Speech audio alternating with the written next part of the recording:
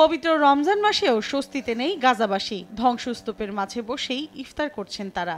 এরই মাঝে স্থানীয় সময় শুক্রবার গাজার দক্ষিণাঞ্চলের লাইফলাইন রাফায় ড্রোন হামলা চালায় ইসরায়েলি সেনারা। এতে প্রাণহানির খবর পাওয়া গেছে। অভিযান চলে অধিকৃত পশ্চিম তীরের নাবলুস শহরের কাছে। এ সময় দখলদার বাহিনীর হাতে এক ব্যক্তি হেনস্থার শিকার হলে তা ছড়িয়ে পড়ে সামাজিক মাধ্যমে।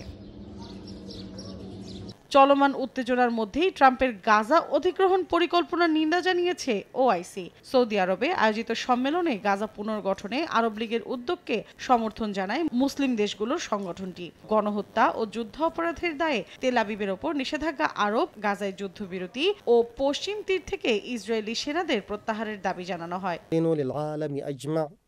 এদিকে অবরুদ্ধ উপত্যকায় মানবিক সহায়তা প্রবেশে নিষেধাজ্ঞা তুলে নিতে ইসরায়েলকে 4 দিনের আলটিমেটাম দিয়েছে হাউথি বিদ্রোহীরা। তা না হলে নৌপথে পুনরায় হামলা চালানোর হুঁশিয়ারি দেয় গোষ্ঠীটি। ইসরায়েলকে দেয়া এই আলটিমেটামের পর হাউথিদের সমর্থনে ইয়েমেনের রাজধানী সানায় র্যালি করেন বাসিন্দারা।